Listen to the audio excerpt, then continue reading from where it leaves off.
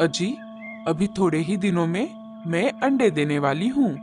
अब आगे कुछ दिनों तक मेरा और हमारे अंडे बच्चों का ध्यान रखने के लिए मुझे मेरी माँ की जरूरत पड़ेगी। आपको तो मेरा ध्यान रखने के लिए यहाँ रहना होगा। इसीलिए आप भूरे भैया से बोलकर उन्हें मेरे माँ के घर भेज दीजिए। वो जाकर मेरी माँ को लेकर आएंगे। ठीक है रानो, मैं अभी जाकर उसे बता कर आता हूँ।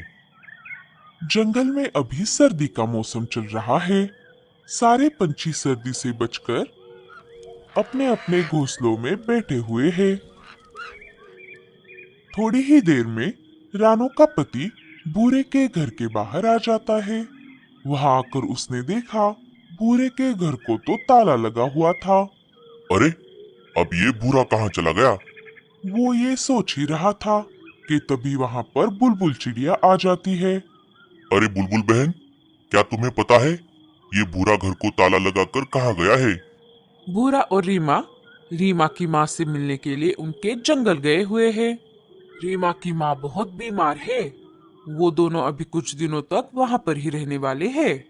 अच्छा, तो ऐसी बात है। ठीक है बुलबुल बहन, चलो अब मैं चलता हूँ। इतना बोलकर रानू का पति वापस अपने घर की ओर निकल पड़ता है।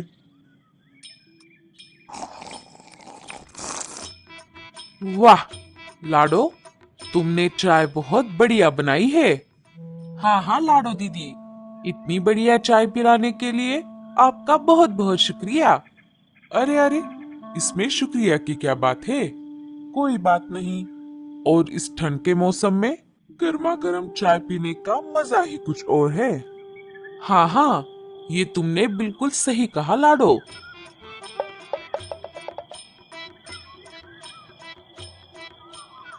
इधर रानू का पति अपने घर वापस आ जाता है। क्या हुआ? क्या आपने भूरे भैया को बोल दिया वो चले गए? नहीं रानो, जब मैं भूरे के घर के बाहर पहुंचा तब मैंने देखा। वो सारी बात रानू को बता देता है। अरे बाप रे, अब क्या होगा? एक भूरे भैया ही थे जो ये काम कर सकते थे। बाकी पंछी इतनी ठंड में उतनी दूर नहीं जाएंगे। अजी, अब हम क्या करेंगे?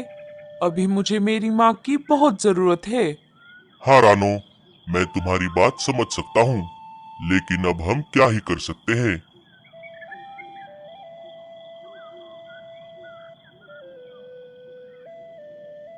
क्यों ना आप ही जाकर माँ को लेकर आओ। अरे रानो, अगर मैं चला गया तो यहाँ तुम्हारा ध्यान कौन रखेगा? कोई बात नहीं, आपके वापस आने तक मैं मेरा ध्यान रख लूंगी। और आपने घर में बहुत सारा अनाज जमा करके रखा है, तो मुझे बाहर जाने की भी कोई जरूरत नहीं पड़ेगी। आप बस जल्दी से जाकर माँ को यहाँ पर लेकर आओ। ठीक है रानो, फिर मैं अभी निकलता हूँ। रानू का पति अपने साथ जरूरी सामान लेकर अपने सफर पर निकल पड़ता है। अबे ओ काने, मुझे बहुत भूख लगी है। जल्दी से जाकर मेरे लिए कुछ खाने को लेकर आ। अरे सरदार, इस ठंड के मौसम की वजह से एक भी पंछी घर के बाहर नहीं आ रहा। सारे अपने अपने घोंसलों में ढेर सारा अनाज जमा करके घोंसलों के दरवाजे बंद करके बैठे हैं। छह, तू किसी काम का नहीं है काने, दिन भर आलसियों की तरह पड़ा रहता है। रुक, अभी बटले को आने दे, वो मेरे लिए जरूर कुछ न कुछ लेकर आएगा। दोनों बात कर ही रहे थे, तभी बटला एक मरा हुआ खरगोश लेकर उन दोनों के पास आ जाता है। ये लीजिए सरदार, मैं आपके लिए खरगोश लेकर आया हूँ। वाह बटले, ये तूने बहुत अच्छा काम किया। देखा काने, मैंने कहा था ना तुझे, बटला मेरे लिए जरूर कुछ न कुछ लेकर आएगा। शाबाश बटले। बस यही नहीं सरदार, मैं आपके लिए एक बढ़िया सी खबर भी लेकर आया हूँ। अरे वाह, खाने के साथ साथ खबर भी? जल्दी बता बटले। अरे सरदार, सुंदरबन जंगल की रानो चिड़िया पेट से है। अगर आप कहो तो मैं अभी जाकर उसे मारकर यहाँ लेकर आता हूँ।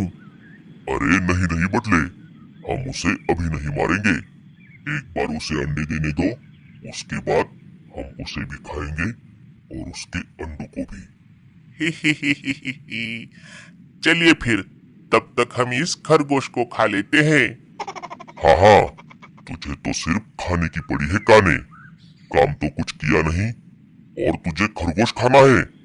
पहले हम दोनों खाएंगे, बाद में बचा हुआ तू खा लेना। उधर रानो का पति रानो के मायके की तरफ जा रहा था। तभी रास्ते में उसे अचानक चक्कर आ जाता है और वो नीचे जमीन पर गिर जाता है। एक दो दिन बीत जाते हैं। इधर एक दिन अचानक रानो के पेट में दर्द शुरू हो जाता है। अरे बाप रे, ये मेरे पेट में अचानक दर्द कैसे होने लगा है? लगता है अब मैं जल्द ही अंडे दे दूंगी। अजी, आप कहाँ पर हो? अभी मुझे आपकी बहुत जरूरत है। बेचारी रानो चिड़िया कुछ देर के लिए वैसे ही बैठी रही। थोड़ी देर बाद दर्द और ज्यादा बढ़ गया। अब मैं ज्यादा और नहीं सह सकती। मुझे बाहर जाकर किसी से मदद मांगनी होगी। मेरे घर के पास भूरे भैया और रीमा दीदी का घर है, लेकिन वो दोनों तो बाहर गए हुए हैं। हे ऊपर वाले, अब मैं क्या करूं? थोड़ी देर सोचने के बाद उसे कालू और गोरी का ध्यान आ जाता है। अरे, मैं तो भूल ही गई। यहाँ से थोड़ी दूरी पर कालू भैया और गोरी भाभी का घर है। मैं जाकर उनसे मदद मांगती हूँ। रानो उस हालत में घर से बाहर निकल पड़ती है। थोड़ी देर उड़ने के बाद वो जैसे तैसे करके कालू के घर के बाहर आ जाती है। खोलो, दरवाजा खोलो, कोई मेरी मदद करो। कालू भैया, गोरी भाभी। गोरी दरवाजा खोल देती है। अरे रानो, तुम इतनी ठंड में बाहर क्या कर रही हो? गोरी भाभी, मेरे पेट में बहुत दर्द कर रहा है। लगता है मैं जल्द ही अंडे दे दूंगी। मेरे पति मेरी माँ को लाने के लिए गए हुए हैं। मुझे बस अंडे देने तक क्या तुम अपने घर में रहने दोगी? मेरे अंडे बच्चे बाहर आते ही मैं उन्हें लेकर अपने घर वापस चली जाऊंगी। गोरी कुछ देर सोचने लगी। अगर इसे अंदर ले लिया तो ये अंडों से बच्चे बाहर आने तक यहाँ से नहीं जाएगी। तब तक इसे अनाज खिलाना होगा। नहीं नहीं, मैं इसे घर में नहीं ले सकती। मुझे इसे यहाँ से भगाना होगा। अरे गोरी भाभी, क्या हुआ? आप क्या सोच रही हो? प्लीज मुझे अंदर ले लो, मेरी मदद करो। मेरे पेट में बहुत दर्द कर रहा है। रानो, मुझे माफ कर दो। हमारे घर की आधी छत टूट गई है, वो कभी भी गिर सकती है। ऐसे में तुम यहाँ कैसे रह पाओगी? तुम किसी और से मदद मांगो। इतना बोलकर गोरी घर का दरवाजा लगा लेती है।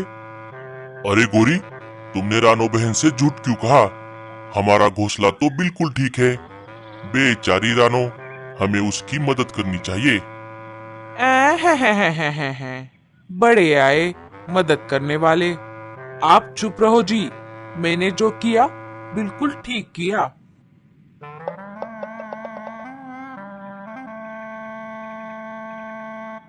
अरे बाप रे, अब मैं क्या करूं? अब तो मुझ में उठने की भी ताकत नहीं है। मैं उड़कर वापस घर भी नहीं जा सकती। रानो ऐसा सोच ही रही थी। तभी कालू अपने पंजों में एक घोंसला लेकर उसके पास आ जाता है। रानो बहन, तुम जल्दी से इस घोंसले में बैठो। मैं तुम्हें तुम्हारे घर छोड़ देता हूँ और बाद में लाडो, मीनू मौसी और टूनी को लेकर तुम्हारे घर वापस आता हूँ। रानो घोंसले में बैठ जाती है। कालू जल्दी जल्दी उड़ते हुए उसे उसके घर में लेकर आता है और उसे वहां पर छोड़कर फिर से बाहर आकर मीनू मौसी, टूनी और लाडो को लाने के लिए निकल पड़ता है। थोड़ी देर बाद वो उन तीनों को रानो के पास लेकर आता है। थोड़ी देर बाद रानो दो प्यारे प्यारे अंडे दे देती है। कालू भैया, अगर आज आप नहीं होते तो न जाने मेरा और मेरे अंडे बच्चों का क्या होता। मैं आपका ये एहसान जिंदगी भर नहीं भूलूंगी। सच में कालू, आज तूने बहुत बहादुरी का काम किया है। हाँ कालू भैया, हम सबको आप पर बहुत नाज है। हाँ कालू भैया, आप चाहते तो गोरी भाभी की बात मानकर घर में ही बैठे रहते, लेकिन आपने ऐसा नहीं किया। आज आपकी वजह से रानो बहन और उनके अंडे बच्चे बिल्कुल सुरक्षित है। अरे अरे, बस बस, और कितनी तारीफ करोगे? ये मेरा फर्ज था। ये सब ऊपर वाला देख रहा है। जब आगे कभी मैं मुसीबत में पड़ूंगा तब वो मेरे लिए भी मदद जरूर भेजेगा। एक दो दिन बीत जाते हैं। इधर चील के इलाके में। अरे सरदार, मैंने सुना है अब उस रानो चिड़िया ने अंडे भी दे दिए हैं। अरे तो फिर देर किस बात की? चलो ना सरदार, हम उसके घर पर हमला कर देते हैं। अरे चुप कर, आम की गुठली जमीन में लगाई नहीं कि तुझे आम खाने हैं। हम अभी उसके घर पर हमला नहीं करेंगे। एक बार अंडों से बच्चे बाहर आ जाए तब हम पहले बच्चों को खाएंगे, फिर उन बच्चों की माँ को। ये ले काने, तब तक तू ये हड्डियां खा ले। पता नहीं सरदार को क्या हो गया है। पहले अंडे खाने के लिए बोले थे, अब बच्चे बोल रहे हैं। कुछ दिन और बीत जाते हैं। फिर एक दिन सुबह अंडों से बच्चे बाहर आ जाते हैं। मेरे प्यारे बच्चों, तुम्हारा इस खूबसूरत दुनिया में स्वागत है। तुम्हारे पापा तुम्हारी नानी को लाने के लिए बाहर गए हैं। वो जल्द ही आ जाएंगे। अजी, आप कहाँ पर हो? आपको जाकर बहुत दिन हो गए। मुझे आपकी चिंता हो रही है। रात हो जाती है। रानो और बच्चे सो रहे थे। तभी अचानक रानो को घोंसले के दरवाजे पर किसी के पंजे मारने की आवाज आ जाती है। अरे बाप रे, शिकारी पंछी! हे ऊपर वाले, अब मैं क्या करूं?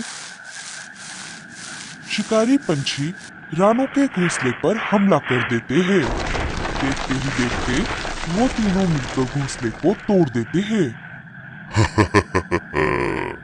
अब बचकर कहाँ जाएगी? चील बच्चों को उठाने ही वाला था कि तभी नारियल गिरने की वजह से पटला और सरदार बेहोश हो जाते हैं। काने दोनों को उठाने लगता है। अरे सरदार, बटले, उठो जल्दी से, भागो भागो यहाँ से। अरे, ये सब कैसे हो गया? देखा कालू, मैंने कहा था ना तुझे। चलो साथियों, हमें रानो और बच्चों को बचाना होगा। अरे सरदार, बटले, उठो उठो जल्दी से, भागो। बटला और सरदार बेहोशी से जाग जाते हैं।